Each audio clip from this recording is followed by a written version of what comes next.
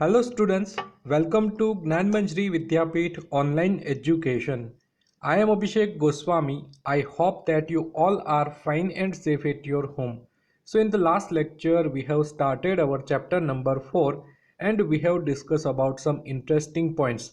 Like we have discussed about Great Uprising of 1857, then we have discussed about Bang Bang movement, then in the last we have discussed about Muslim League and some revolutionaries activities in India. So today we will move further in this chapter and we will discuss about fierce revolutionary movement in Gujarat and foreign, and we will also discuss about some important movements in India. So let's get start the topic.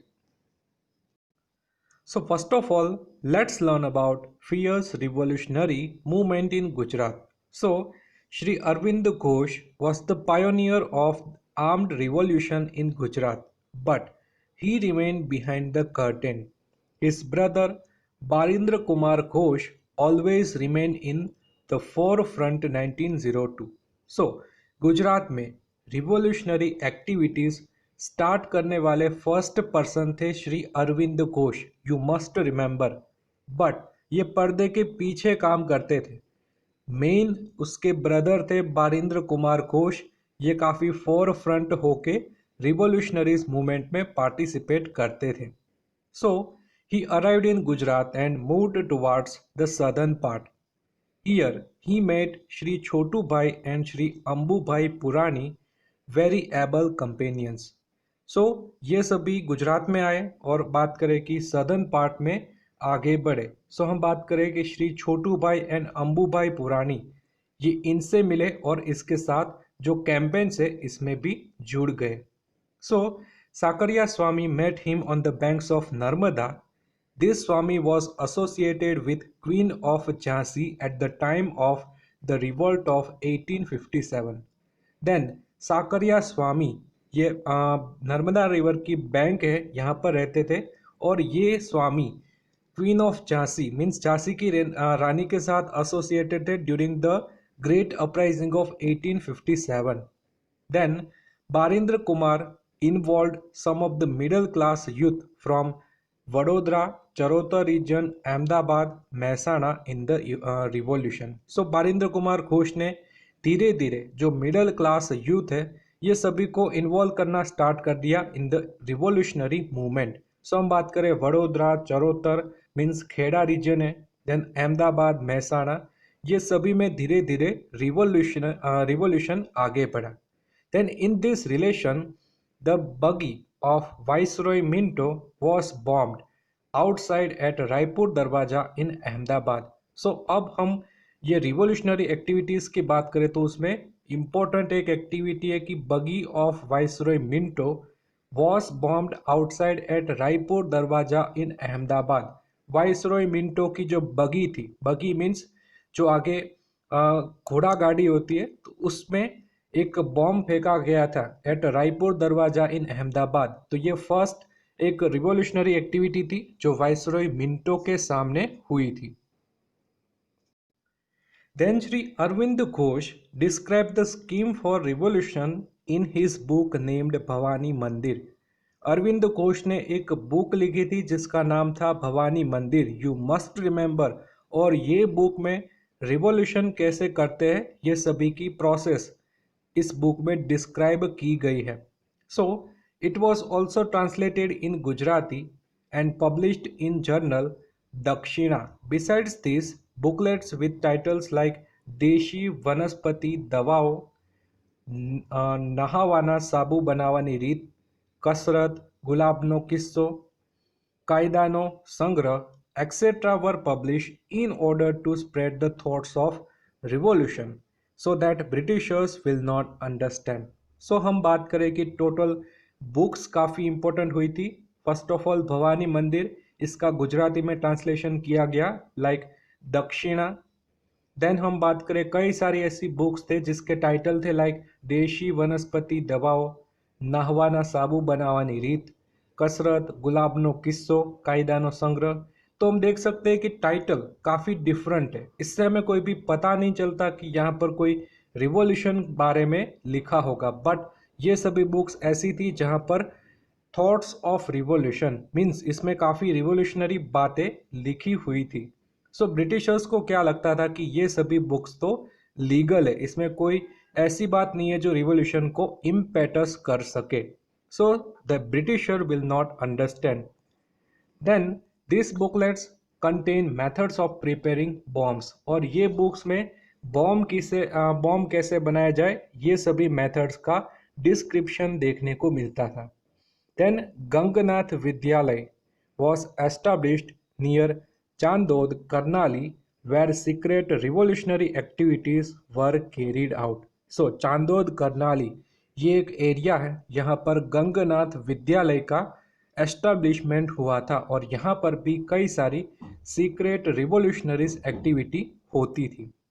Then many Gujarati youth joined these revolutionary activities against which stern action was taken by the government. So many Gujarati youth joined these revolutionary activities. कई सारे गुजराती ने ये revolutionary activities में participate किया और इसके सामने जो इंग्लिश गवर्नमेंट थी जिसने काफ़ी स्टर्न एक्शन, काफ़ी कठोर एक्शन भी ली थी। But the fight did not stop. Finally, government realized that suppression would not help to rule over India. So, इससे कोई फाइट कम नहीं हुई। इंग्लिश गवर्नमेंट को लगा कि हम उसको सप्रेस करेंगे, बट सप्रेशन से कोई भी फाइट, कोई भी रिवॉल्यूशन कम नहीं हो रहा था, स्टॉप नहीं हो रहा था। सो इंग्लिश गवर्नमेंट को अब रियलाइज हुआ कि suppression would not help to rule over India. So this is about revolutionary movement in Gujarat. Then let's learn about revolutionary movement in foreign countries. So the revolutionary movement began in foreign countries also for giving freedom to India from the British. The revolutionary activities that began in India spread to different countries like England, Canada, America, Germany, France, Myanmar, Malaya, Singapore, Afghanistan and Russia. सो ये revolutionary movements धीरे धीरे foreign countries में भी आगे बढ़ने लगी।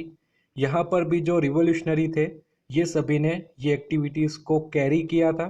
हम बात करें England, Canada, America, Germany, France, Myanmar, Malaya, Singapore, Afghanistan, Russia, यहाँ पर भी ब्रिटिश गवर्नमेंट के सामने रिवॉल्यूशनरी एक्टिविटीज़ होती थी। So the active revolutionary who took part in revolutionary activities in foreign countries are Shyamji Krishna Verma, Madan Lal Dhingra, Veer Savarkar, Lala Hardayal, Uddham Singh, Raja Mahendra Pratap, Madam Bhikhaiji Kama, Sardar Singh Rana, Maulana Abdullah, Maulana Bashir, Champak Raman Pillai and Dr. Mathur Singh Khuda Bakhsh were associated with their activities. So हम बात करें कि foreign countries में revolutionary activities को फैलाने वाले कौन थे, कौन एक्टिव रिवॉल्यूशनरी थे जिसने फॉरेन रिवॉल्यूशनरी एक्टिविटीज़ में पार्टिसिपेट किया था। So once again I repeat, Shyamji Krishna Varma important name, then Madan Lal Dhingra, Veer Savarkar, Lala Hardayal, Udham Singh Raja, Mahendra Pratap, madam Bhikaiji Cama, Sardar Singh Rana, Maulana Abdullah, Maulana Bashir, Champak Raman Pillai and Dr. Mathur Singh. So the revolutionary activities in the foreign countries gave impetus to the revolutionary activities in India. Pistols were being secretly sent to India from the England along with the beddings of cooks. So foreign countries में जो activities हो रही थी इससे Indian activities को काफ़ी encouragement मिलता था। हम बात करें जो इंग्लैंड है यहाँ से पिस्तौल्स भेजी जाती थी सीक्रेटली टू इंडिया और इससे काफ़ी फ़ायदा हो रहा था इंडियन रिवॉल्यूशनरीज़ को। हम बात करें Madan Lal Dhingra killed William Wyllie who used to criticise the revolutionaries. Madan Lal Dhingra important foreign revolutionaries थे जिसने क्या किया था, विलियम वाइली की हत्या की थी। और विलियम वाइली क्या कर रहा था, रिवॉल्यूशनरीज को क्रिटिसाइज कर रहा था। सो इसके कारण मदन लाल धिंगरा ने विलियम वाइली को किल कर दिया था। देन हम बात करें इन 1907 the Indian independence league was establish in California, America. which was later named as Gadar Party by Lala Hardayal. A weekly named Gadar was published in 4 languages. Then हम बात करें कि 1907 में कैलिफोर्निया अमेरिका में Indian independence league का establishment हुआ था, जिसका नाम लेटर चेंज किया गया था और उसका नाम हो गया था गदर पार्टी बाय लाला हरदयाल। उसके फाउंडर थे लाला हरदयाल और ये वीकली एक न्यूज़पेपर पब्लिश करते थे और इसका नाम था गदर और इसकी टोटल 4 लैंग्वेज में उसका पब्लिशमेंट होता था। देन हम बात करें Taraknath Das and Kartar Singh to join this activity. Champak Raman Pillai form the Hindu Rashtriya Swayamsevak Dal in Germany. Then Champak Raman Pillai जिसने हिंद राष्ट्रीय स्वयंसेवक दल की एस्टैब्लिशमेंट की थी in the Germany. Then plan was made to attack India by making Iraq as the headquarter. और इसने क्या किया था, इंडिया पे अटैक करने का प्लान बनाया था विद द और इराक है इसको हेड क्वार्टर बनाया था। तो काफ़ी इंपॉर्टेंट पॉइंट है कि हिंद राष्ट्रीय स्वयंसेवक दल जिसका फॉर्मेशन चंपक रमन पिल्लाई ने किया था जर्मनी में और इसका हेड क्वार्टर बनाया गया था in the Iraq. Then in the International Socialist Conference held in Stuttgart, Germany, the national flag prepared by Madame Kama was hoisted for the first time. Then हम बात करें कि इंटरनेशनल सोशलिस्ट कॉन्फ्रेंस जो स्टुटगार्ड में थी जर्मनी में, यहाँ पर फर्स्ट टाइम हमारा नेशनल फ्लैग प्रिपेयर किया गया था और फर्स्ट टाइम इसको होइस्ट किया गया था। और ये कौन करने वाले थे, मैडम कामा। तो you must remember this name. Then Raja Mahendra Pratap formed the provisional independent government under the Rashtra Pramukh in Afghanistan, which in Barkatullah Abidullah, Maulana Bashir and Shamsher Singh and Dr. Mathur Singh also joined. Then हम बात करें कि राजा महेंद्र प्रताप जिसने एक provisional independent government बनाई थी और ये कहाँ पर थी, अफगानिस्तान में। उसके साथ बरकतुल्ला अबिदुल्ला, मौलाना बशीर, शमशेर सिंह और मथुर सिंह भी साथ जुड़े हुए थे। Then this government made efforts to get help from Russia, Iran and Turkey. They also the meet Turkish chief Enver Pasha and the governor the conspiracy Ghalibnama written on Reshmi Rumal asking all Muslims to unite and fight against Christians was exposed. सो हम बात करें कि धीरे धीरे अलग अलग countries में से हेल्प मांगी जा रही थी, लाइक रशिया, ईरान और टर्की में से हेल्प की डिमांड करते थे हमारे इंडियन रिवॉल्यूशनरीज। और हम बात करें कि जो ये रिवॉल्यूशनरीज है ये टर्की के चीफ थे अनवर पाशा और उसके गवर्नर को भी मिले थे। देन हम बात करें कि गालिबनामा जिसमें लिखा था जिसका मीनिंग होता है रेशमी रुमाल, ये भी मुस्लिम्स को भेजा गया था for the unite and fight against Christians. Then Raja Mahendra Pratap sent a golden strip with his signature to the Russian tsar in which he had requested the tsar to sever all ties with England. So हम बात करें राजा महेंद्र प्रताप जिसने एक golden strip है ये Russian jar को send की थी। हम सब जानते हैं रशियन रिवॉल्यूशन में जार उसके जो किंग थे, रूलर थे, जिसका नाम होता था जार। तो जार को एक गोल्डन स्ट्रीप भेजी गई थी और इसमें एक रिक्वेस्ट की गई थी कि आप इंग्लैंड के साथ जितना भी टाई अप है ये कैंसल कर दो। Then Russian revolutionary Trotsky had placed all his support to Indian revolutionaries. Then हम बात करें ट्रोट्स्की जिसने भी बताया था कि हमारा टोटल सपोर्ट होगा for the Indian revolutionaries. Then हम बात करें Sohanlal Pathak in Burma and Parmanand in Singapore carried on revolutionaries activities. Then in addition to this the Komagata Maru and Tosa Maru steamer events provided inspiration to the Indian revolutionaries staying abroad to fight against British. So ये सभी activity आप में इसमें आपको mainly सभी के names याद रखने होंगे। मेन 2-3 एक्टिविटी याद रखनी होगी। सो हम बात करें कि अभी तक हमने क्या देखा कि first of all revolutionary activities के जितने भी रिवॉल्यूशनरी थे फेमस, जिसने फॉरेन कंट्रीज में रिवॉल्यूशनरी मूवमेंट्स की थी, ये सभी के नाम याद रखने होंगे।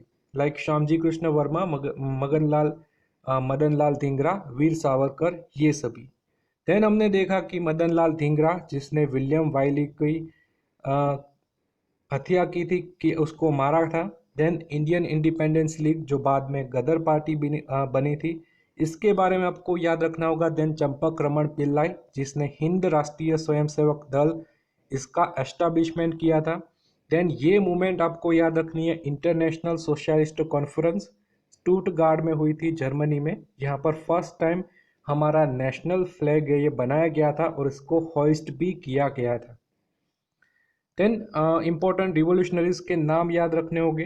देन हम बात करें कि रशियन जार है, इसको भी काफ़ी रिक्वेस्ट की थी कि आप हमारा सपोर्ट करो, और ट्रोट्स्की, जिसने भी फुल सपोर्ट किया था हमारे इंडियन रिवोल्यूशनरीज को। So the Indian youth in the age group of 18 and 24 years were mainly involved in radical freedom movement. They used to carry out any kind of thrilling acts as they did not fear death. When caught, they readily embraced death, shouting slogans like Inqilab Zindabad and Vande Matram for the purpose of freedom for their motherland. These sacrifices would provide inspiration to the young generation for ages. हम बात करें mainly ये revolutionary movement में 18 और 24 ये age group के ही Indian youth है, ये मेनली पार्टिसिपेट करते थे, और ये अपनी जान देने के लिए भी रेडी होते थे। उसको ये चाहिए था कि इंडिपेंडेंस मिलना ही चाहिए, भले ही हमारी जान चली जाए, भले ही हमारी डेथ हो। और कभी कभी जब भी डेथ की सिचुएशन में होते हैं, जब भी गोली लग जाती है, तो इनकलाब जिंदाबाद, वंदे मातरम, ये भी पुकारते हैं अपने मदरलैंड की फ्रीडम के लिए। देन हम बात करें कि कई सारे सेक्रीफाइसेस हमें देखने को मिलते हैं, कई सारे मार्टियर्स है, तो ये सभी हमारी यंग जनरेशन को काफ़ी इंस्पिरेशन देते हैं। Then let's move further in the revolutionary movements like Morley Minto reforms in 1909. So, the English adopted the policy of divide and rule to create enmity between Hindus and Muslims in 1906. Under the leadership of Aga Khan, Muslim delegation met Viceroy Minto, and Morley was the Indian Wazir at the time 1909. These reforms are known as Morley Minto reforms. So हम सब जानते हैं कि English people, जिसने एक policy बनाई थी divide and rule, India में डिवाइडेशन करो, हिंदू और मुस्लिम को डिवाइड कर दो और इंडिया में रूल करो। तो हमने देखा था मुस्लिम लीग, जिसके फाउंडर थे आगा खान, कलीमुल्ला, तो ये सभी वाइसरॉय मिंटो को मिले कि उसको बात की कि हमें कुछ प्रोटेक्शन दो, हमें भी वोटिंग राइट दो, सेपरेट वोटिंग राइट दो। तो इसके लिए एक मॉडले मिंटो रिफॉर्म्स बनाया गया था। उस टाइम पे इंडिया के वाइसरॉय थे मिंटो और उसके वजीर थे मॉडले, तो ये दोनों का नाम कंबाइन करके इसका रिफॉर्म का नाम बन गया Morley Minto reforms. The next point, arrival of Gandhiji to India in 1915. So Gandhiji returned to India in 1915 after successfully fighting against racism in South Africa with the सत्याग्रह। गांधी जी 1915 में इंडिया रिटर्न हो गए थे। हम सब जानते हैं कि गांधी जी एक केस लड़ने के लिए साउथ अफ्रीका गए थे। यहाँ पर रेसिज्म काफ़ी हो रहा था, तो उसके अगेंस्ट कई सारे सत्याग्रह किए थे। तो Gandhi ji return to India in 1950। His political mentor was Gopal Krishna Gokhale and spiritual mentor was Srimad Rajachandra, from whom he got inspiration. So हम बात करें कि गांधी जी रिटर्न हो गए थे इंडिया में, और उसके political mentor, you must remember, his political mentor was Gopal Krishna Gokhale and spiritual mentor was Shrimad Rajchandra. Then Gandhiji traveled across India and observed the life of Indians. he considered exploitation as the root of poverty in India and made plans to abolish British rule in India. सो गांधी जी ने travel किया पूरे India को और observe किया कि हमारी Indians की life कैसी है, और गांधी जी को पता चला कि जो पॉवर्टी है इसके लिए एक्सप्लॉइटेशन मेन रीज़न है। एक्सप्लॉइटेशन ब्रिटिश पीपल हमारे इंडियन पीपल का कर रहे थे, जैसे कि काफ़ी सस्ते दाम में चीपर प्राइस में हमारे में से गुड्स परचेज कर रहे थे, और उसका हम बात करें कि क्लॉथ बना के हमारे इंडियंस को ही सेल कर रहे थे। तो ये पॉलिसी से क्या होता था, एक्सप्लॉइटेशन होता था, और exploitation is the root of poverty in India. Gandhi ji को ऐसा लगा कि एक्सप्लॉइटेशन से ही हमारे इंडिया में पॉवर्टी आई है, तो इसीलिए गांधी जी ने भी प्लान्स बनाने शुरू कर दिए कि अब हम ब्रिटिश रूल को हमारे इंडिया में से एबॉलिश करेंगे। Then let's move to next point, and it is Rowlatt Act 1990. So the British government formed the Rowlatt Act under the chairmanship of Rowlatt, the Minister of Law, in 1990. So British government ने Rowlatt act बनाया जिसके chairman थे Rowlatt, और Rowlatt कौन थे, minister और of law in the British government. This act was framed with the purpose of suppressing revolutionaries and nationalists. ये act का मेन पर्पस क्या था, जो रिवोल्यूशनरीज है, जो नेशनलिस्ट है, इसको सप्रेस किया जाए। So this act came to be known as black act because it was mean to suppress individual freedom and freedom of speech. तो ये एक्ट पब्लिकली सबने इसको क्या बुलाया, ब्लैक एक्ट। पब्लिकली सब इसको क्या कहते थे, ब्लैक एक्ट, बिकॉज ये क्या करता था, हमारे individual freedom of and freedom of speech को सप्रेस कर रहा था। Then according to this act any suspicious person could be arrested and jailed without conducting any trial against him. तो ये एक्ट के अकॉर्डिंग क्या होता था, कोई भी सस्पिशियस पर्सन है तो उसको अरेस्ट किया जाता था, जेल में भी भेजा जाता था, कोई भी ट्रायल नहीं होता था, कोई भी जस्टिस उसको मिलता नहीं था। ओनली सस्पिशियस पर्सन है तो उसको अरेस्ट किया जाता था और जेल में सेंट किया जाता था। That's why Gandhi ji called it black act and Motilal Nehru considered it as snatching away of argument, appeal and advocacy. तो आपको ये पॉइंट भी याद रखना होगा कि गांधी जी जिसने रॉलेट एक्ट को कहा था black act, and Motilal Nehru ने कहा था snatching away of argument, appeal and advocacy. Then the British government gained immense power under this act to suppress any kind of opposition. So leaders and people at large expressed their opposition. Meetings, rallies, shows and strikes were organized against it, and Gandhiji was arrested in Delhi. When Dr. Satyapal and Dr. Kichlu were arrested in Punjab, the agitation became severe and the government vehemently tried to suppress all opposition. So हम बात करें कि British government को काफ़ी power मिल गया था under this act, क्योंकि जो भी कुछ ऑपोजिशन है तो उसको सप्रेस कर दो, उसको जेल में डाल दो, उसको अरेस्ट कर दो, और इसके सामने काफ़ी ज़्यादा ऑपोजिशन भी बढ़ा था। हम बात करें मीटिंग्स, रैलीज, शोज, स्ट्राइक्स, ये सभी ऑर्गेनाइज होने लगा। गांधी जी को दिल्ली में अरेस्ट किया गया था, and Satyapal and doctor Kitchlew इसको भी पंजाब में अरेस्ट किया गया था, और इससे एजिटेशन काफ़ी बढ़ गया था इन द पंजाब, और गवर्नमेंट काफ़ी स्ट्रांगली अपनी ऑपोजिशन को सप्रेस करने की ट्राई भी कर रही थी। तो this is about Rowlatt act. Then let's move to our last topic and it is Jallianwala Bagh massacre. So when popular leaders like Dr. Satyapal and Dr. Kichlu were arrested in Amritsar, Punjab, a public gathering was organized in Jallianwala Bagh in Amritsar on the day of Baisakhi to oppose the arrest.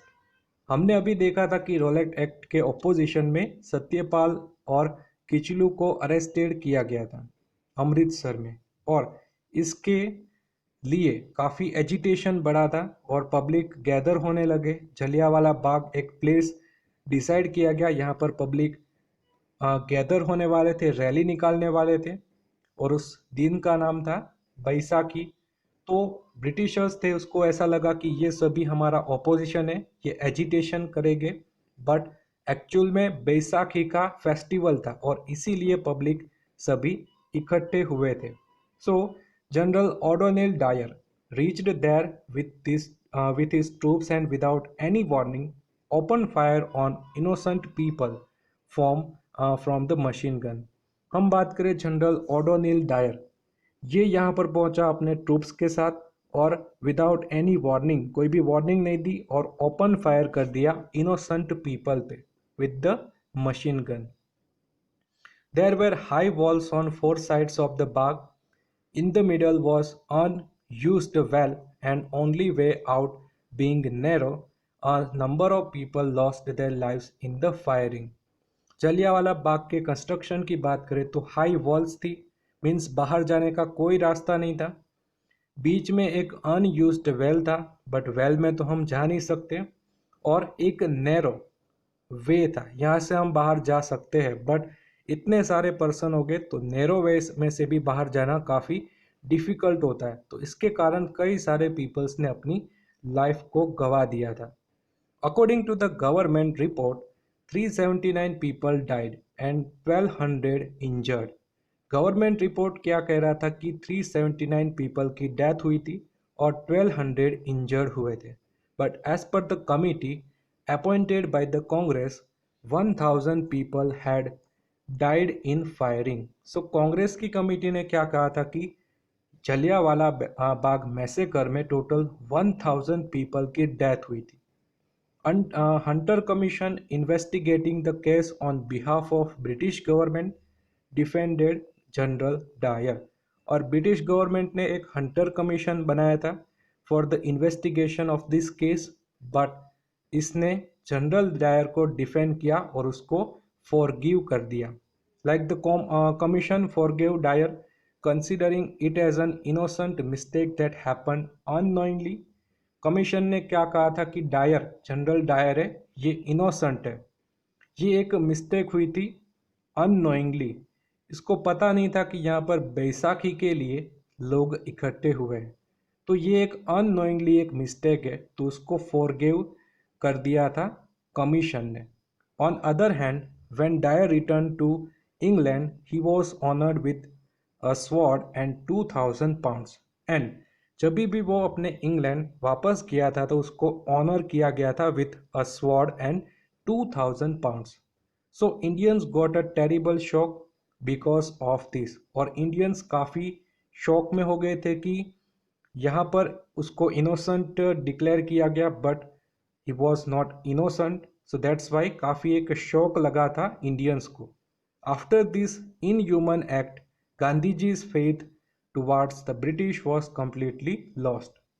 Gandhi ji की बात करें तो starting में गांधी जी को लगता था कि Britishers इतने भी हमारे इंडिया को एक्सप्लॉइट नहीं कर रहे, बट ये इवेंट के बाद गांधी जी को लगा कि ब्रिटिशर्स काफ़ी उसकी जो एक्टिविटी है वो इनह्यूमन है, वो काफ़ी एक्सप्लॉइटेशन करते हैं हमारे इंडियंस का। So this event played an important role in uniting the whole nation, और इस इवेंट से हमारा होल नेशन यूनाइट हो गया था और सामना कर रहा था हमारे ब्रिटिश गवर्नमेंट का। So this tragedy became the ground for future non cooperation movement, और इसके बाद नॉन कोऑपरेशन मूवमेंट 1942 में स्टार्ट होती है और उसके बारे में भी हम पढ़ेंगे, बट ये एक फ्यूचर नॉन कोऑपरेशन मूवमेंट के लिए काफ़ी एक ग्राउंड बन गया था। नॉन कोऑपरेशन मूवमेंट स्टार्ट होती है 1922 में, तो इसके बारे में हम नेक्स्ट लेक्चर में पढ़ेंगे, बट अब तक हमने क्या देखा, जलियांवाला बाग मैसेकर, देन हमने कई सारी रिवोल्यूशनरी एक्टिविटीज़ देखी in the foreign and Gujarat also, then we have discuss about Rowlatt act, Morley Minto act and arrival of Gandhi ji in India in 1915। So this is about our today's lecture. In this lecture we have discussed about some interesting points from this chapter. So I hope you understood very well about all the topics, all the points, and if you have any doubts regarding all the topics, you can ask me anytime. So now this is end of the video. Thank you for watching this video. Have a nice day.